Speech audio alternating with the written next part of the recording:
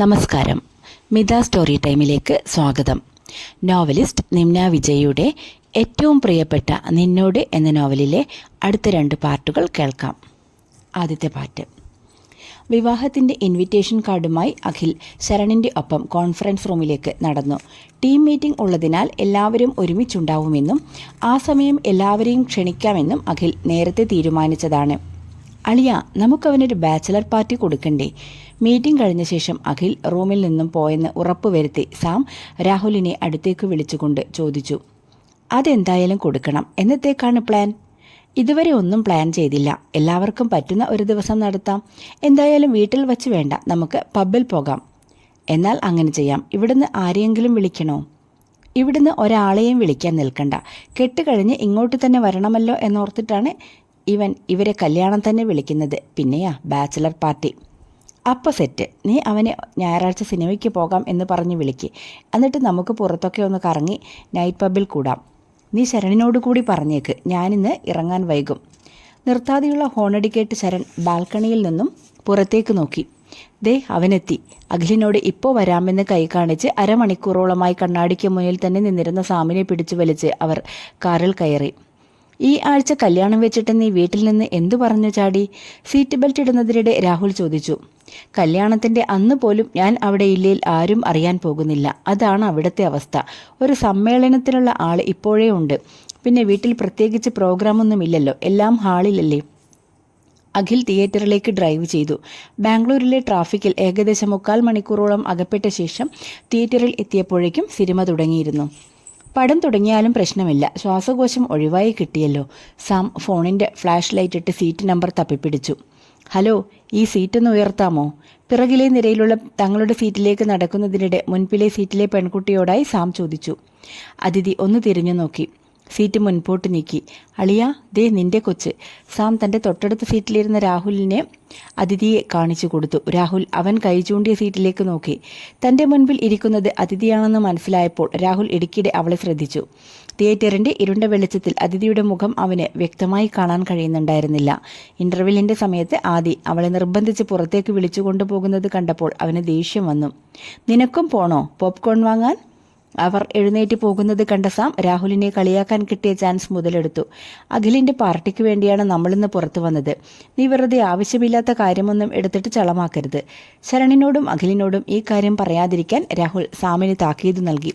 പൊതുവെ തമ്മിൽ ഒത്തിരി സംസാരിക്കാറുള്ള അതിഥിയും ആദിയും അന്ന് കുറച്ചു സൈലൻ്റ് ആണെന്ന കാര്യം തിയേറ്ററിൽ നിന്നിറങ്ങുന്നതിനിടെ രാഹുൽ ശ്രദ്ധിച്ചു. ഫുഡ് കഴിക്കാതെ ഇനിയൊരു പരിപാടിയുമില്ല. എനിക്ക് വിശന്നിട്ട് വയ്യ. അഖിൽ ഒരു റെസ്റ്റോറൻറ്റിന് വേണ്ടി ചുറ്റും തിരഞ്ഞു. നിനക്ക് വേണ്ട എല്ലാ ഫുഡും കിട്ടുന്ന ഒരു റെസ്റ്റോറൻറ്റ് ഞാൻ നിനക്ക് കാണിച്ചു തരാം. അതിഥിയും ആദിയും റോഡിന് ഓപ്പോസിറ്റുള്ള റെസ്റ്റോറൻറ്റിലേക്ക് കയറിപ്പോകുന്നത് കണ്ട സാം പറഞ്ഞു. സാം അതേ റെസ്റ്റോറൻറ്റിലേക്ക് നടന്നപ്പോൾ അവർ 3 പേരും അവനെ അനുഗമിച്ചു. അതിഥിയും ആദിയും ഇരിക്കുന്ന ടേബിളിന് തൊട്ടടുത്ത് തന്നെ ചേർന്നേക്കിയിട്ട് സാം അവർ 3 പേരെയും കൈ കാണിച്ച് അങ്ങോട്ടേക്ക് വിളിച്ചു. എന്താ നിന്റെ പ്രശ്നം? ശരണും അഖിലും ഫുഡ് ഓർഡർ ചെയ്യാൻ പോയ ഗ്യാപ്പിൽ തന്നെ അങ്ങോട്ടേക്ക് വിളിച്ചിരുത്തിയ സാമിനോട് രാഹുൽ ചോദിച്ചു. ഓ, ഇത്രയും ചെയ്തു തന്നതിന് അളിയൻ എന്നോട് ആദ്യം താങ്ക്സ് പറ. അളിയന് വേണമെങ്കിൽ നമുക്കൊരു ആക്സിഡൻ്റൽ മീറ്റപ്പും സെറ്റാക്കാം. സാം രാഹുലിനെ നോക്കി കണ്ണിറുക്കി. നീ ഒന്നും ചെയ്യണ്ട, ചെയ്തിടത്തോളം ധാരാളം. രാഹുൽ സാമിനെ കൈകൂപ്പി കസേര കുറച്ചുകൂടി മുന്നോട്ട് വലിച്ചിട്ടു. നീണ്ട മൗനത്തിന് ശേഷം അതിഥി ആദിയോട് സംസാരിക്കാൻ ആരംഭിച്ചപ്പോൾ രാഹുൽ അവരെ ശ്രദ്ധിച്ചു. അതിഥിയുടെ സംസാരത്തിൽ എന്തോ ഒരു സങ്കടം കലർന്നതായി അവന് അനുഭവപ്പെട്ടു. അവർ പറയുന്നത് കേൾക്കാൻ അവരോട് ചേർന്നിരിക്കാൻ ശ്രമിച്ച സാമിനെ രാഹുൽ വിലക്കി. അവൻ്റെ ചെവിയിൽ മറ്റുള്ളവരുടെ പേഴ്സണൽ സംസാരങ്ങൾ ഒളിഞ്ഞു കേൾക്കുന്നത് വളരെ ബോറാണെന്ന് രാഹുൽ ശബ്ദം താഴ്ത്തി പറഞ്ഞു. എന്താ അവിടെയൊരു സ്വകാര്യം? ട്രെയിൽ ഫുഡുമായി വന്ന അഖിൽ 2 പേരെയും സംശയത്തോടെ നോക്കി. ഹേയ്, ഒന്നുമില്ല, ഞങ്ങളിവിടെ ഓരോന്ന്. സാം എന്തെങ്കിലും പറയുന്നതിന് മുൻപ് രാഹുൽ ഇടയ്ക്ക് കയറി പറഞ്ഞു. ഭക്ഷണം കഴിച്ച ശേഷം 4 പേരും കല്യാണത്തിനിടാനുള്ള ഡ്രസ്സ് എടുക്കാനായി കൊമേഴ്സ്യൽ സ്ട്രീറ്റിലേക്ക് പോയി. ഹൽദിക്കും സംഗീതിനും പാർട്ടിക്കുമെല്ലാമുള്ള ഡ്രസ്സ് എടുത്ത് കഴിഞ്ഞപ്പോഴേക്കും സമയം ഒരുപാട് വൈകിയിരുന്നു. എവിടെ പോകണമെന്ന സാമിൻ്റെയും ശരണിൻ്റെയും നീണ്ടുനിന്ന ഡിസ്കഷൻ എന്ന് പറയപ്പെടുന്ന അടിപിടിക്കൊടുവിൽ കുറമംഗലയുള്ള ഏതെങ്കിലും പബ്ബിൽ പോകാമെന്ന ധാരണയിലെത്തി. പാർട്ടി കഴിഞ്ഞ് പുലർച്ചെയാണ് അവർ അവിടെ നിന്നും തിരിച്ചത്. തുടരെ റിങ് ചെയ്തുകൊണ്ടിരുന്ന ഫോൺ സാം പാതി മയക്കത്തിൽ അറ്റൻഡ് ചെയ്തു. ക്ലയൻറ്റ് മീറ്റിംഗ് തുടങ്ങാൻ 1 മണിക്കൂർ മാത്രമേ ഉള്ളൂവെന്ന് ഓർമ്മിപ്പിച്ചുകൊണ്ട് ഓഫീസിൽ നിന്നുള്ള കോളായിരുന്നു അത്. കൃത്യസമയത്ത് എത്താമെന്നറിയിച്ചു സാം ബെഡിൽ നിന്ന് ചാടി എണീറ്റ് ബാത്റൂമിലേക്ക് ഓടി. ശരണിൻ്റെ റൂമിൽ കബോർഡിൽ നിന്ന് അയൺ ചെയ്തു വെച്ച ഒരു ഷർട്ട് എടുത്തിട്ട് ആരെയും വിളിച്ചുണർത്താൻ നിൽക്കാതെ വേഗത്തിൽ ഓഫീസിലേക്ക് തിരിച്ചു. കുറച്ചു സമയം കഴിഞ്ഞ് എണീറ്റ ശരൺ കിച്ചണിൽ കയറി ചായയിട്ട ശേഷം അഖിലിനെയും രാഹുലിനെയും വിളിച്ചുണർത്തി. എനിക്ക് തല പൊക്കാൻ പോലും വയ്യ. ശരണിൻ്റെ കയ്യിൽ നിന്നും ചായ വാങ്ങിക്കുടിച്ച് അഖിൽ സോഫയിൽ വന്നിരുന്നു. അതിന് നിനക്കെന്താ പ്രശ്നം? ഈ ആഴ്ച മുതൽ ലീവല്ലേ, വീട്ടിൽ പോയി നേരെ കിടന്നാൽ പോരെ? ഞാൻ ഈ തലവേദനയും വെച്ച് ഇന്ന് മുഴുവൻ അയാളുടെ ചീത്ത കേൾക്കണം. ശരൺ ഫ്രിഡ്ജിൽ നിന്നും ഒരു ബോട്ടിൽ തണുത്ത വെള്ളമെടുത്ത് മുഖം കഴുകി. കണ്ണിൽ കണ്ടതെല്ലാം എടുത്ത് കുടിക്കുമ്പോൾ ഓർക്കണമായിരുന്നു. ഒരു ലിമിറ്റ് കഴിഞ്ഞപ്പോൾ ഞാൻ പറഞ്ഞതാ മതിയാക്കാൻ. ഇപ്പോൾ എങ്ങനെയുണ്ട്? രാഹുൽ നാട്ടിൽ പോകാൻ തയ്യാറാവാൻ റാക്കിൽ നിന്നും ട്രാവലർ ബാഗ് എടുത്ത് ഡ്രസ്സുകൾ ഒതുക്കി വെച്ചു. ഞാൻ ഇറങ്ങട്ടെ, ഇനിയും വൈകിയാൽ വീട്ടിൽ നിന്നും വെളിവരും. അപ്പോൾ ഇനി കല്യാണത്തിന് കാണാം. സമയത്തൊക്കെ വന്നേക്കണേ, ഒരേ ഒരു കല്യാണമാണ്. കയ്യിലിരിപ്പ് നന്നായാൽ ഒന്നിൽ നിർത്താം, കൊച്ചു കളഞ്ഞിട്ട് പോയാൽ ഒന്നുകൂടെ കഴിക്കേണ്ടി വരും. രാഹുൽ ഡോറിനടുത്തേക്ക് നടക്കുന്ന അഖിലിനെ നോക്കി ചിരിച്ചുകൊണ്ട് പറഞ്ഞു. എടാ, ആ തെണ്ടി സാം ഞാൻ ഇടാൻ വേണ്ടി വെച്ചേക്കുന്ന ഷർട്ട് ഇട്ടുകൊണ്ട് പോയി. അയൺ ചെയ്ത് ആ ഒരെണ്ണമേ ഉണ്ടായിരുന്നുള്ളൂ. അവനെ ഞാനിന്ന് കൊല്ലും. ശരൺ ദേഷ്യത്തിൽ കബോർഡിൽ മറ്റൊരു ഷർട്ട് തിരഞ്ഞു. നീ കുളിച്ചിട്ട് വാ, ഒരെണ്ണം ഞാൻ അയൺ ചെയ്ത് വയ്ക്കാം. ഷർട്ടുമായി വന്ന ശരണിൻ്റെ കയ്യിൽ നിന്നും രാഹുൽ അത് വാങ്ങി അയൺ ടേബിളിനടുത്തേക്ക് നടന്നു. ഇന്ന് തനിക്ക് ലീവാണെങ്കിലും 11 മണിക്കൊരു ഇൻ്റർവ്യൂ കണ്ടക്ട് ചെയ്യാൻ ഉണ്ടായിരുന്നതിനാൽ അവനും ശരണിനൊപ്പം ഓഫീസിലേക്ക് തിരിച്ചു. രണ്ടുപേരും ബൈക്ക് പാർക്ക് ചെയ്ത് ഓഫീസിലേക്ക് നടക്കുന്നതിനിടയ്ക്കാണ് കടയിൽ സിഗരറ്റ് വലിച്ചുകൊണ്ടിരുന്ന സാമിനെ കണ്ടത്. എൻ്റെ ഷർട്ടും ഇട്ടുകൊണ്ടുള്ള അവൻ്റെ നിൽപ്പ് കണ്ടോ? എന്തേലും ചമ്മലുണ്ടോ എന്ന് നോക്കിയേ. നീ വന്നേ, ഇന്ന് 2 എണ്ണം പറഞ്ഞിട്ടേ വേറെ കാര്യമുള്ളൂ. ശരൺ വേഗത്തിൽ രാഹുലിനെയും കൂട്ടി ചായക്കടയിലേക്ക് നടന്നു. നീ എന്താ ഈ വഴിക്കൊക്കെ? ഒരിക്കലും അങ്ങോട്ട് വരാറില്ലാത്ത ശരണിനെ ദൂരെ നിന്നും കണ്ട സാം ചോദിച്ചു. ഊരടാ എൻ്റെ ഷർട്ട്, നിന്നെയൊക്കെ പേടിച്ചൊരു ഡ്രസ്സ് പോലും എവിടെയും വയ്ക്കാൻ പറ്റാത്ത അവസ്ഥയായി. സോറി അളിയ, ഒരു പ്രത്യേക സിറ്റുവേഷനിൽ എടുക്കേണ്ടി വന്നു. ഇന്ന് ഫ്ലാറ്റിൽ വന്നിട്ട് നിനക്ക് 10 ഷർട്ട് ഞാൻ അയൺ ചെയ്ത് തന്നേക്കാം. ശരണിനെ അനുനയിപ്പിക്കാനെന്നോണം സാം അവൻ്റെ തോളിൽ കൈയിട്ടുകൊണ്ട് പറഞ്ഞു. ആ സമയത്താണ് തൊട്ടടുത്ത ടേബിളിൽ തൻ്റെ ബാഗിലെ സാധനങ്ങളെല്ലാം ടേബിളിലേക്ക് വലിച്ചിട്ട് എന്തോ തിരഞ്ഞുകൊണ്ടിരുന്ന അതിഥിയെ രാഹുൽ ശ്രദ്ധിച്ചത്. അളിയ, നീ പറ, ഒരു ഷർട്ട് കടമെടുത്തതിന് ഇവൻ എന്നോട് ഇത്രയും ചൂടാവേണ്ട കാര്യമുണ്ടോ? ഒന്നുമില്ലേലും ഇവൻ ആദ്യമായി ബാംഗ്ലൂർ വന്നപ്പോൾ ആരാ ഇവന് വേണ്ടി എല്ലാം ചെയ്തു കൊടുത്തത്? സാം അതിഥിയെ നോക്കിക്കൊണ്ടിരുന്ന രാഹുലിനെ തട്ടി വിളിച്ചുകൊണ്ട് പറഞ്ഞു. തുടങ്ങി അവൻ്റെ പതിവ് സെൻറ്റി. ഇനി ഈ കഥ പറഞ്ഞാൽ നിന്നെ ഞാൻ ഭിത്തിയിൽ കയറ്റി ഒട്ടിക്കും. ശരൺ സാമിനോട് കയർത്തു. 2 പേരും ഒന്ന് നിർത്താമോ? ഒരുമാതിരി കൊച്ചു പിള്ളാരെ പോലെ ഏതു നേരവും വഴക്ക് തന്നെ. ഒരു ഷർട്ടിൻ്റെ കാര്യമല്ലേ, അതൊന്ന് വിട്. അത്ര നിർബന്ധമാണെങ്കിൽ ബാക്കി ഫ്ലാറ്റിൽ പോയിട്ടാവാം. രാഹുൽ അല്പം ശബ്ദമുയർത്തി 2 പേരോടുമായി പറഞ്ഞു. ശേഷം ചായ ഒറ്റ വലിക്ക് കുടിച്ചു തീർത്ത് ക്യാഷ് കൊടുക്കാനായി കൗണ്ടറിലേക്ക് നടന്നു. ഞങ്ങളിവിടെ ബഹളം വെച്ചതിനാണോ അതോ അതിനിടയിൽ നിന്റെ ആളെ ശ്രദ്ധിക്കാൻ പറ്റാതെ പോയതിനാണോ ഈ കലിപ്പ്? രാഹുലിനടുത്തേക്ക് നടന്നു വന്നുകൊണ്ട് സാം ചോദിച്ചു. രാഹുൽ അതിന് മറുപടി പറയാതെ വീണ്ടും അതിഥിയെ നോക്കി. ടേബിളിൽ വലിച്ചിട്ടിരുന്ന സാധനങ്ങളെല്ലാം ധൃതിയിൽ ബാഗിലേക്ക് എടുത്തു വെച്ച് കൊണ്ടിരുന്ന അതിഥിയുടെ കൈപിടിച്ച് വലിച്ചുകൊണ്ട് ആദി ഓഫീസിലേക്ക് ഓടി. അപ്പോഴാണ് അവൾ ടേബിളിൽ മറന്നുവെച്ച ഡയറി സാമും രാഹുലും ഒരുപോലെ ശ്രദ്ധിച്ചത്. 2 പേരും ടേബിളിനടുത്തേക്ക് നടന്നു. സാം ഡയറി കയ്യിലെടുത്തു. അളിയ, ഇതാണ് പറ്റിയ ചാൻസ്. ഇപ്പോൾ തന്നെ അവളെ വിളിച്ച് ഈ ഡയറി കൊടുക്കാം. രാഹുൽ ഒരു നിമിഷത്തേക്ക് എന്തു ചെയ്യണമെന്ന് ആലോചിച്ചപ്പോഴേക്കും ശരൺ അവിടേക്ക് വന്നു. സാമിൻ്റെ കയ്യിലെ ഡയറി കണ്ട് അവനത് വാങ്ങി നോക്കി. ഇതാരുടെയാ? ശരൺ അവർ 2 പേരോടുമായി ചോദിച്ചു. ദേ, ആ നടന്നു പോകുന്ന കൊച്ച് മറന്നുവെച്ചതാ. സാമാണ് മറുപടി പറഞ്ഞത്. എന്നിട്ടെന്താ വിളിച്ചു കൊടുക്കാത്തത്? Hello, excuse me. അവൻ അല്പം ഉറക്കെ അവരെ പിന്നിൽ നിന്നും വിളിച്ചു. ഇങ്ങ് തന്നേക്ക്, ഞാൻ കൊടുത്തേക്കാം. സ്തബ്ധനായി നിൽക്കുന്ന രാഹുലിനെ കണ്ട സാം ശരണിൻ്റെ കയ്യിൽ നിന്നും ഡയറി പിടിച്ചു വാങ്ങി. കടയിൽ കൊടുത്തേക്ക്, അവരിനി വരുവാണെങ്കിൽ കൊടുക്കാൻ പറഞ്ഞേക്ക്. അവർ അല്പം ദൂരെ എത്തിയത് കണ്ട ശരൺ കൗണ്ടറിലേക്ക് നോക്കി പറഞ്ഞു. അതിൻ്റെ ആവശ്യമില്ല, ഞാൻ നാളെ നേരിട്ട് കൊടുത്തേക്കാം. സാം അത് കടയിൽ ഏൽപ്പിക്കാൻ താല്പര്യമില്ലാതെ പറഞ്ഞു. അതിന് നിനക്കവളെ അറിയോ? ശരൺ സംശയത്തോട് ചോദിച്ചു. ആ, അറിയാം. അവളുടെ പേര് അതിഥി. ദേ, ആ കാണുന്ന ബിൽഡിങ്ങിലാണ് ഓഫീസ്. അവളെ മാത്രമല്ല, ആ ഓഫീസിലെ ഒരുപാട് പേരെ എനിക്കറിയാം. അതിഥി, നൈസ് നെയിം. ആ, നീ എന്തേലും കാണിക്ക്. ഇനി നിന്നാൽ പഞ്ചിങ് ലേറ്റാവും. വാ, പോകാം. ശരൺ രാഹുലിനെയും കൂട്ടി ഓഫീസിലേക്ക് നടന്നു. നടക്കുന്നതിനിടയിൽ തിരിഞ്ഞു നിന്ന് ഡയറി സൂക്ഷിച്ചു വയ്ക്കണമെന്ന് രാഹുൽ സാമിനോട് ആംഗ്യ ഭാഷയിൽ പറഞ്ഞു. സാം ഡയറി ഒരു വിരലിൽ കറക്കിക്കൊണ്ട് അത് ദൂരേക്ക് എറിയുന്നത് പോലെയും പേജുകൾ കീറിക്കളയുന്നത് പോലെയും അഭിനയിച്ച് അവനെ വിറപ്പിച്ചു. എടാ, നീ ബുധനാഴ്ച രാവിലെ എത്തില്ലേ? നമ്മളെല്ലാം രാത്രിക്ക് മുൻപേ എത്താമെന്ന് അഖിലിന് വാക്ക് കൊടുത്തതാ. ഓഫീസിൽ നിന്നും ഇറങ്ങാൻ തുടങ്ങിയ രാഹുലിനെ ശരൺ പിടിച്ചു നിർത്തി. ഇല്ല, വൈകുന്നേരമാവും. ചൊവ്വാഴ്ച വൈകുന്നേരമാണ് ചടങ്ങുകളൊക്കെ. അതുകഴിഞ്ഞ് ബുധനാഴ്ച രാവിലെ ഇറങ്ങും. എൻ്റെ ഒരു കസിനും ഫാമിലിയും ഇവിടെ അടുത്തുണ്ട്. അവരുടെ കൂടെ കാറിനാണ് തിരിച്ചു വരുന്നത്. നീ പേടിക്കേണ്ട, നമുക്ക് ബുധനാഴ്ച രാത്രി ഇറങ്ങാം. ഇവിടുന്ന് 2 മണിക്കൂറല്ലേ ഉള്ളൂ. ശരണിനോട് യാത്ര പറഞ്ഞ് അവൻ ലിഫ്റ്റിനടുത്തേക്ക് നടന്നു. അവളുടെ ഡയറി എവിടെ? ഫ്ളാറ്റിലെത്തിയ പാടെ ഉറങ്ങിക്കിടന്ന സാമിനെ രാഹുൽ വിളിച്ചുണർത്തി. ഫ്രിഡ്ജിന്റെ മേലെ നോക്ക്. സാം ഉറക്കച്ചടവിൽ മറുപടി പറഞ്ഞു. പുതപ്പെടുത്ത് തലവഴി മൂടി. രാഹുൽ ഡയറി എടുത്ത് സോഫയിൽ വന്നിരുന്നു. ഓഫീസ് കാര്യങ്ങൾ വല്ലതും കുറിച്ചു വയ്ക്കുന്ന ബുക്കായിരിക്കാം എന്ന് കരുതിയാണ് അവൻ ഡയറി തുറന്നത്. ആദ്യ പേജിലൂടെ കണ്ണോടിച്ചപ്പോൾ തന്നെ അത് പേഴ്സണൽ ഡയറിയാണെന്ന് മനസ്സിലാക്കിയ രാഹുൽ പെട്ടെന്നത് മടക്കി വെച്ചു. ഇത്രയും കാലം ദൂരെ നിന്ന് മാത്രം നോക്കി നിന്ന് അവളെക്കുറിച്ച് എന്തെങ്കിലും അറിയാമല്ലോ എന്ന തോന്നലിൽ അവൻ വീണ്ടും ഡയറി തുറന്നു. ഓരോ താളുകളും ആകാംക്ഷയോടെ മറച്ചിടുന്നതിനിടയിൽ സമയം പോയത് അവൻ അറിഞ്ഞില്ല. നീ ഇത്രയും നേരം ഇതും പിടിച്ചുകൊണ്ടിരിക്കുവായിരുന്നോ?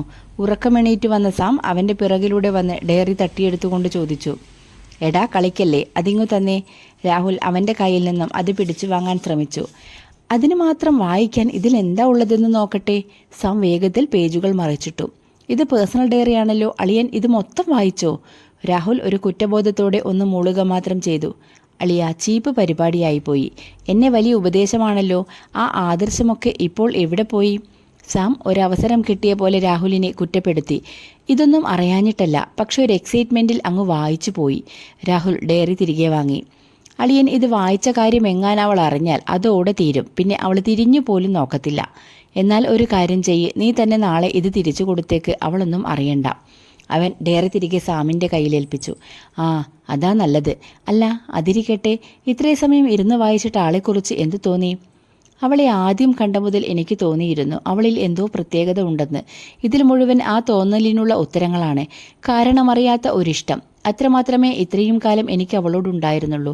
പക്ഷെ ഇപ്പോൾ ജീവിതകാലം മുഴുവൻ അവളെ ഇഷ്ടപ്പെടാനുള്ള ഒരുപാട് കാരണങ്ങൾ അവളെന്നിൽ നിറച്ചിട്ടുണ്ട്. രാഹുൽ ഒരു ചെറിയ ചിരിയോട് പറഞ്ഞു. എൻ്റെ അമ്മോ, അളിയൻ ഈസ് ഇൻ ലവ്. എനിക്ക് വയ്യ. ഇവിടെ ഒരു തെണ്ടിയുമില്ലല്ലോ ഇതൊന്ന് പറയാൻ. സാം സന്തോഷം കൊണ്ട് അവനെ കെട്ടിപ്പിടിച്ചു. തൽക്കാലം നീ ഇത് ആരുടെ അടുത്തും പോയി കൊട്ടിഘോഷിക്കണ്ട. ഞാൻ നാട്ടിൽ പോയി വന്നിട്ട് ആദ്യം അവളോട് ഇതൊന്ന് പറയട്ടെ, എന്നിട്ടാവാം ബാക്കി എല്ലാവരോടും. എന്തായാലും നീ നാളെ ഡയറി തിരിച്ചു കൊടുത്തേക്ക്. ഫ്രഷ് ആവാനായി രാഹുൽ റൂമിലേക്ക് പോയി. തന്നെ സ്റ്റേഷനിൽ കൊണ്ടുവിടാൻ സാമിൻ്റെ പിറകെ ഒരുപാട് നടന്നെങ്കിലും അത്രയും നേരം ഗെയിമും കളിച്ചിരുന്ന അവൻ ഷിഫ്റ്റിന് കയറാൻ ലേറ്റായെന്ന കാരണവും പറഞ്ഞ് കുളിക്കാൻ കയറി. രാഹുൽ സ്റ്റേഷനിലേക്ക് ഒരു ഊബർ എടുത്തു. നീ ഇതുവരെ ഇറങ്ങിയില്ലേ? ആ ശകുനി നിന്നെ അന്വേഷിക്കുന്നുണ്ട്. ഷിഫ്റ്റ് കഴിഞ്ഞെത്തി ശരൺ തൻ്റെ സോക്സ് തിരഞ്ഞു നടക്കുന്ന സാമിനെ ചൂട് കയറ്റാനെന്നോണം പറഞ്ഞു. എന്തിനാടാ ഇങ്ങനെ ശവത്തിൽ കുത്തുന്നത്? സോക്സ് കിട്ടില്ലെന്ന് കണ്ടപ്പോൾ അവിടെയുണ്ടായിരുന്ന ശരണിൻ്റെ ചെരുപ്പെടുത്തിട്ട് സാം ഓഫീസിലേക്ക് ഓടി. ഡിന്നർ പുറത്തുനിന്നും ഓർഡർ ചെയ്തു കഴിച്ച ശേഷം വെറുതെ ടി-വിയിലെ ചാനൽ മാറ്റിക്കൊണ്ടിരുന്നപ്പോൾ സാമും രാഹുലുമില്ലാത്ത ഫ്ലാറ്റ് പെട്ടെന്ന് നിശബ്ദമായ പോലെ അവന് തോന്നി. കുറേ സമയം ഫ്ലാറ്റിൽ പതിവിൽ കൂടുതൽ സിഗരറ്റ് കത്തിച്ച് ശരൺ അങ്ങോട്ടും ഇങ്ങോട്ടും വെറുതെ നടന്നു. ഒറ്റയ്ക്കിരിക്കുമ്പോൾ ഉണ്ടാവുന്ന ഒരുതരം വീർപ്പുമുട്ടൽ തന്നെ ആകെ വിഴുങ്ങുമെന്ന് തോന്നിയപ്പോൾ അവൻ ഒരു പുസ്തകം തപ്പി രാഹുലിൻ്റെ മുറിയിൽ കയറി. മേശപ്പുറത്ത് വെച്ചിരുന്ന അതിഥിയുടെ ഡയറി ശരണിൻ്റെ ശ്രദ്ധയിൽ പതിഞ്ഞു. രാവിലെ ആ പെൺകുട്ടി മറന്നുവെച്ച ഡയറി കയ്യിലെടുത്ത് വെറുതെ പേജുകൾ മറിച്ചിട്ടപ്പോൾ അതിഥി മഹാദേവിനെഴുതിയ ഒരു കത്തിൽ അവൻ്റെ കണ്ണുടക്കി. എങ്ങുനിന്നോ ഓർമ്മകളുടെ ഒരു വലിയ തിരമാല അവനെ അടിമുടി നനച്ചു. ശരൺ ഡയറിയും എടുത്ത് ടെറസിലേക്ക് നടന്നു. അടുത്ത പാട്ട്. രാവിലെ പാലക്കാട് ട്രെയിൻ ഇറങ്ങിയ രാഹുലിനെ പിക്ക് ചെയ്യാനായി ചെറിയ മാമ കാത്തിരിക്കുന്നുണ്ടായിരുന്നു. ഏട്ടത്തിക്കിപ്പോൾ സഹായത്തിനൊരാളെ കിട്ടിയതുകൊണ്ട് ലേശം ഒരു ഉഷാറൊക്കെ വന്നിട്ടുണ്ട്. അല്ലെങ്കിൽ സ്കൂളിൽ പോണതിന് മുന്നേയും വന്നിട്ടുമൊക്കെ എന്തേലും തന്നെ ചെയ്തുകൊണ്ടിരിക്കും. രാഹുൽ ഒന്നും സംസാരിക്കാതിരിക്കുന്നത് കണ്ട് കാറോടിക്കുന്നതിനിടെ ചെറിയ മാമ പറഞ്ഞു. അത് തന്നെ എത്ര വഴക്കിനൊടുവിലാണ് സമ്മതിച്ചത് എന്നറിയോ? അമ്മയ്ക്കിപ്പോൾ ആരോഗ്യം കുറച്ച് മോശമായത് കൊണ്ടാണ്. അല്ലെങ്കിൽ വേറെ ഒരാളെ വീട്ടിൽ നിർത്താൻ എനിക്കും താല്പര്യമില്ല. എനിക്ക് ഓർമ്മ വെച്ച കാലം മുതൽ അമ്മ അമ്മയുടെ ലോകത്താണ്. ചിലപ്പോൾ ഞാൻ പോലും ആ വീട്ടിൽ ഒരു അധികപ്പറ്റാണെന്ന് തോന്നാറുണ്ട്. രാഹുൽ കാറിൻ്റെ AC ഓഫ് ചെയ്ത് വിൻഡോ തുറന്നിട്ടു. നിന്റെ അമ്മ ഇങ്ങനൊന്നും ആയിരുന്നില്ല. കല്യാണം കഴിഞ്ഞ സമയത്തൊക്കെ വേറെ തന്നെ ഒരാളായിരുന്നു. നിന്റെ അച്ഛൻ മരിച്ചപ്പോൾ ഏട്ടത്തിയുടെ ആത്മാവ് കൂടെ ഒപ്പം പോയെന്ന് അമ്മ മരിക്കുന്നതുവരെ പറയായിരുന്നു. നിനക്കന്ന് 6 മാസമേ ഉള്ളൂ. വേറെ ഒരു കല്യാണം കഴിക്കാൻ എല്ലാവരും നിർബന്ധിച്ചതാ. ഏട്ടത്തി കേട്ടില്ല. ഭാഗം വെച്ചപ്പോഴും തറവാട് മാത്രം മതിയെന്ന് പറഞ്ഞ് അവിടെ ഒറ്റയ്ക്കങ്ങ് കൂടി. അച്ചമ്മ മരിച്ച് പിന്നെ കുറച്ചു കഴിഞ്ഞ് നീയും കൂടെ പോയപ്പോൾ ഞങ്ങൾക്കെല്ലാവർക്കും പേടിയായിരുന്നു. ഏട്ടത്തി അവിടെ എങ്ങനെ ഒറ്റയ്ക്ക് നിൽക്കുന്നു.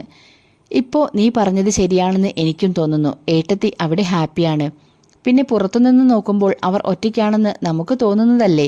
ഓർമ്മകളും ഒരർത്ഥത്തിൽ നല്ലൊരു കൂട്ടല്ലേ? ചെറിയ മാമ പതിയെ രാഹുലിൻ്റെ തോളിൽ തട്ടി. അമ്മയ്ക്ക് എന്നെ വേണോ വേണ്ടയോ എന്ന് എനിക്കിപ്പോഴും അറിയില്ല. പക്ഷെ അമ്മ എന്നെ സ്നേഹിക്കുന്നുണ്ട്. അത് അമ്മയുടേതായ രീതിയിലാണെന്നേ ഉള്ളൂ. രാഹുൽ ഒന്നുകൂടി സീറ്റിലേക്ക് ചാരിയിരുന്നു. ശരിയാണ്, ഏട്ടൻ്റെ അപ്രതീക്ഷിതമായ മരണവും അതിൻ്റെ ഷോക്കിൽ ഏട്ടത്തിക്കുണ്ടായ പ്രശ്നങ്ങൾക്കെല്ലാം ഇടയിൽ നിന്റെ കാര്യങ്ങൾ ശ്രദ്ധിക്കുന്നതിൽ ഞങ്ങൾക്ക് വീഴ്ച പറ്റിയിട്ടുണ്ട്. പക്ഷെ അതൊന്നും ആരുടെയും കുറ്റമോ കുറവോ ഒന്നുമല്ല. അന്നത്തെ സാഹചര്യം അങ്ങനെയൊക്കെയായിരുന്നു. ഏട്ടൻ്റെ മരണം മനസ്സിന് അംഗീകരിക്കാൻ കഴിയാതെ അടക്കം കഴിഞ്ഞ വൈകിട്ട് ഏട്ടൻ ഓഫീസിൽ നിന്ന് വരുമെന്ന് പറഞ്ഞ് ഭക്ഷണം തയ്യാറാക്കാൻ ഏട്ടത്തി അടുക്കളയിലേക്ക് പോയപ്പോൾ അത് ആ സമയത്തെ ഒരു മാനസികാവസ്ഥ കൊണ്ടാവും എന്നാണ് ഞങ്ങൾ കരുതിയത്. പക്ഷെ ദിവസങ്ങൾ കഴിഞ്ഞിട്ടും ഏട്ടൻ കൂടെയുള്ള പോലെ പെരുമാറിയും സംസാരിച്ച് നടക്കുന്ന ഏട്ടത്തിയെ കണ്ടപ്പോൾ കാര്യങ്ങൾ കൈവിട്ടു പോയി എന്ന് മനസ്സിലായി. പിന്നീട് ആശുപത്രിയും ചികിത്സയും ഒക്കെയായി നിന്റെ അമ്മ കുടിച്ച കണ്ണീരിനും സഹിക്കേണ്ടി വന്ന സങ്കടങ്ങൾക്കുമൊന്നും ഒരു കണക്കുമില്ല. ഒടുവിൽ അമ്മയാണ് പറഞ്ഞത് അവൾക്ക് അങ്ങനെ ജീവിക്കാനാണ് ഇഷ്ടമെങ്കിൽ അങ്ങനെയാവട്ടെ എന്ന്. വീട്ടിലല്ലാതെ മറ്റെവിടെയും ഏട്ടത്തി അങ്ങനെ പെരുമാറാത്തതിനാൽ ഞങ്ങളും അത് പിന്നെ കാര്യമായി എടുത്തില്ല. പക്ഷെ ഇപ്പോൾ തിരിഞ്ഞു നോക്കുമ്പോൾ അത് നിന്നോട് ചെയ്ത വലിയ നീതികേടായി തോന്നുന്നു. ഏട്ടൻ്റെ സ്ഥാനത്ത് നിന്ന് ഞാനെങ്കിലും നിന്നെ മനസ്സിലാക്കാൻ ശ്രമിക്കേണ്ടതായിരുന്നു. ചെറിയമ്മാമയുടെ ശബ്ദത്തിൽ വല്ലാത്ത കുറ്റബോധം നിഴലിച്ചിരുന്നു. സാരമില്ല ചെറിയമ്മാമേ, ഇപ്പോൾ എനിക്കതിൽ ആരോടും പരാതിയും പരിഭവവും ഒന്നുമില്ല. വീട്ടിലെ മുറ്റത്തുമൊക്കെ വെറുതെ സംസാരിച്ചു കൊണ്ടിരുന്ന അമ്മയെ ആദ്യം എനിക്ക് പേടിയായിരുന്നു. ഭക്ഷണം കഴിക്കാനിരിക്കുമ്പോൾ ഒരു പ്ലേറ്റിൽ ഭക്ഷണം മാറ്റിവെക്കുമ്പോൾ അച്ഛനെ എനിക്ക് മാത്രമേ കാണാൻ കഴിയാതെയുള്ളൂ എന്നാണ് ഞാൻ കരുതിയിരുന്നത്. അമ്മ വീട്ടിലല്ലാതെ സ്കൂളിലോ പുറത്തോ അങ്ങനെ പെരുമാറി ഞാൻ കണ്ടിട്ടില്ല. അമ്മയും ഞാനും മാത്രമാകുമ്പോഴേ അമ്മ ഇതൊക്കെ ചെയ്യാറുള്ളൂ. അമ്മയ്ക്കറിയാം അച്ഛൻ മരിച്ചു, ഇനി അങ്ങനെ ഒരാളില്ലെന്ന്. പക്ഷെ അമ്മയ്ക്കത് വിശ്വസിക്കേണ്ട. ആ റിയാലിറ്റിയിൽ നിന്നുള്ള ഒളിച്ചോട്ടം ചിലപ്പോൾ അമ്മയുടെ വേദനകളെ ഇല്ലാതാക്കുന്നുണ്ടാവും. പക്ഷെ അതിനിടയ്ക്ക് ഞാനെന്നൊരാൾ അവിടെ ഉണ്ടെന്ന് പോലും പലപ്പോഴും അമ്മ മറന്നു പോകും. അച്ഛൻ അതൊന്നും കണ്ടില്ലെന്ന് നടിക്കുന്ന പോലെ പതിയെ അതുമായി പൊരുത്തപ്പെട്ടു ജീവിക്കാൻ ഞാനും പഠിച്ചു. രാഹുൽ പഴയ കാര്യങ്ങൾ ഓരോന്ന് ഓർത്തെടുത്തു. ഇവിടുന്ന് മാറി നിൽക്കാനുള്ള നിന്റെ തീരുമാനം തന്നെയാണ് ശരി. ഓർക്കാൻ നല്ലതൊന്നും തരാത്ത ഇവിടേക്ക് ഇടയ്ക്കെങ്കിലും നീ വരുന്നുണ്ടല്ലോ. മാറി നിൽക്കാനുള്ള തീരുമാനം അത്ര എളുപ്പത്തിൽ എടുത്ത ഒന്നായിരുന്നില്ല. പിന്നെ അമ്മ തന്നെയാണ് ഈ ജോലിക്ക് പോകാൻ നിർബന്ധിച്ചത്. അമ്മയുടെ വിഭ്രമ ലോകത്ത് എന്നെ കൂടി തളച്ചിടേണ്ടെന്ന് കരുതിയാവാം. ഇടയ്ക്ക് ഞാൻ ആലോചിക്കാറുണ്ട്, മരണം കൊണ്ടുപോലും മായ്ക്കാനോ മറക്കാനോ കഴിയാത്ത വിധത്തിൽ എന്ത് സ്നേഹമാണ് അച്ഛൻ അമ്മയ്ക്ക് നൽകിയിട്ടുണ്ടാവുകയെന്ന്. അവൻ എന്തോ ആലോചിച്ചിട്ടെന്ന പോലെ പറഞ്ഞു. ചെർപ്പുളശ്ശേരിയിലെ തറവാടിൻ്റെ മുറ്റത്ത് ചെറിയ മാമ കാർ നിർത്തി. വണ്ടി വന്ന ശബ്ദം കേട്ട് അമ്മ കോലായിലേക്ക് വന്നു. എന്താ, ട്രെയിൻ ലേറ്റായോ? അതോ രണ്ടാളും കൂടി പുറത്തുനിന്ന് ഭക്ഷണം കഴിച്ചിട്ടാണോ വരുന്നത്? നാട്ടിൽ വന്നിട്ട് അമ്മയുടെ ഭക്ഷണം കഴിക്കാൻ കിട്ടുന്ന അവസരം ഞാൻ കളയുമെന്ന് തോന്നുന്നുണ്ടോ? രാഹുൽ ബാഗുമായി വീട്ടിലേക്ക് കയറി. നീ കയറുന്നില്ലേ? ഞാൻ ചായയ്ക്ക് പലഹാരം ഉണ്ടാക്കിയിട്ടുണ്ട്, വാ കഴിച്ചിട്ട് പോകാം. പോകാൻ തുടങ്ങിയ ചെറിയ മാമയെ അമ്മ കഴിക്കാൻ ക്ഷണിച്ചു. ഇപ്പോൾ കയറുന്നില്ല, കാവേരിക്ക് ഇന്ന് ഡാൻസ് ക്ലാസ് ഉണ്ട്, കൊണ്ടുവിടണം. അത് കഴിഞ്ഞ് എല്ലാവരെയും കൂട്ടി നേരെ വന്നേക്കാം. ചെറിയ മാമ യാത്ര പറഞ്ഞിറങ്ങി. നീ ആ കാച്ചി എണ്ണയിട്ടൊന്ന് കുളിച്ചിട്ട് വാ, മുടിയൊക്കെ ആകെ പാറിയിരിക്കുന്നു. അവിടെ ആ പൈപ്പ് വെള്ളത്തിൽ കുളിച്ചിട്ടാവും. അമ്മ വെളിച്ചെണ്ണ എടുക്കാനായി നടന്നു. അമ്മ ആദ്യം ഒരു കാപ്പി എടുക്ക്, അത് കുടിച്ചിട്ട് വേണം കുളത്തിൽ പോയി വിശാലമായി ഒന്ന് കുളിക്കാൻ. ആ ശ്യാമിനെ ഒന്ന് വിളിക്കട്ടെ. ഡൈനിങ് ടേബിളിന് മുകളിൽ കുടിച്ചു തീർത്ത ചായ കപ്പിനൊപ്പമുള്ള ആറ് തണുത്ത മറ്റൊരു കപ്പ് കണ്ടിൽ നിന്ന് നടിച്ച് രാഹുൽ ബാഗുമായി മുകളിലുള്ള അവൻ്റെ മുറിയിലേക്ക് പോയി. എണ്ണ തേച്ച് തോർത്തുമായി അവൻ തൊട്ടടുത്തുള്ള ശ്യാമിൻ്റെ വീട്ടിലേക്ക് നടന്നു. മുറ്റത്ത് ബൈക്ക് കഴുകിക്കൊണ്ടിരുന്ന ശ്യാം അവനെ കണ്ട സന്തോഷത്തോടെ ഓടി അടുത്തേക്ക് വന്നു. കഴിഞ്ഞ ദിവസം സന്ധ്യാമയെ കണ്ടപ്പോൾ പറഞ്ഞിരുന്നു നീ വരുമെന്ന്. അല്ലെങ്കിലും ഞാൻ വിളിച്ചാൽ നീ ഫോൺ എടുക്കാറുണ്ടോ? ശ്യാം അവനെ കണ്ടപാടെ പരാതിയുടെ കെട്ടടിച്ചു. ഫോണിൽ എപ്പോഴും വർത്തമാനം പറഞ്ഞാൽ നാട്ടിൽ വരുമ്പോൾ പിന്നെ നമുക്ക് പറയാൻ വിശേഷമൊന്നും ഇല്ലാതെയാവില്ലേ? നീ വാ, നമുക്കൊന്ന് കുളിച്ചിട്ട് വരാം. അവരെ നോക്കി നിന്ന ശ്യാമിൻ്റെ അച്ഛനോട് പെട്ടെന്ന് വന്നേക്കാമെന്ന് പറഞ്ഞ് രണ്ടുപേരും കുളത്തിനടുത്തേക്ക് നടന്നു. എങ്ങനെ പോകുന്നു നിങ്ങളുടെ സൂപ്പർ മാർക്കറ്റ് ബിസിനസ്? തണുത്ത വെള്ളത്തിൽ മുങ്ങി നിവർന്ന് മുഖത്തെ വെള്ളം രാഹുൽ കുടഞ്ഞു കളഞ്ഞു. ബിസിനസ്സിനിപ്പോൾ എന്താ, ഉഷാറായി പോകുന്നു. ടൗണിൽ ഒരു ബ്രാഞ്ച് കൂടി തുടങ്ങിയ കാര്യം പറഞ്ഞില്ലേ? അവിടെ ഇപ്പോൾ നല്ല കച്ചവടമുണ്ട്, അതുകൊണ്ട് ശ്വാസം വിടാൻ സമയമില്ല. ശ്യാമും കുളത്തിലേക്ക് ചാടി. ആ പിന്നെ നമ്മുടെ കൂടെ പഠിച്ച മറ്റേ ഈർക്കിലില്ലേ, അവൻ്റെ കല്യാണം കഴിഞ്ഞു. പെണ്ണി US-ലാ. പിന്നെ അവൻ എന്നെ ഒരു ദിവസം കടയിൽ വെച്ച് കണ്ടപ്പോൾ കല്യാണം വിളിച്ചു. പക്ഷെ ഞാൻ പോയില്ല. കൂടെ പഠിച്ച എല്ലാ അലവലാദികളും കാണും. അവരുടെ പൊങ്ങച്ചവും നോസ്റ്റാൾജിയയും കേൾക്കുമ്പോൾ എനിക്ക് പ്രാന്ത് പിടിക്കും. ജീവിതത്തിൽ എന്തെങ്കിലുമൊക്കെ നേടിയവർക്ക് മാത്രമേ പഴയ കാലങ്ങളിലേക്ക് തിരിച്ചു പോകാൻ കൊതിയുണ്ടാവുകയുള്ളൂ. അല്ലാത്തവർക്ക് അങ്ങനെയുള്ള ഓർമ്മകൾ പോലും വേദനയെ നൽകുകയുള്ളൂ. പഠിപ്പിച്ച അധ്യാപകരെയോ കൂടെ പഠിച്ച പിള്ളേരെയോ കാണുമ്പോൾ ഞാനൊക്കെ ഇപ്പോഴും മാറി നടക്കാനേ നോക്കാറുള്ളൂ. ശ്യാം മറുവശത്തേക്ക് നീന്തിക്കൊണ്ട് പറഞ്ഞു.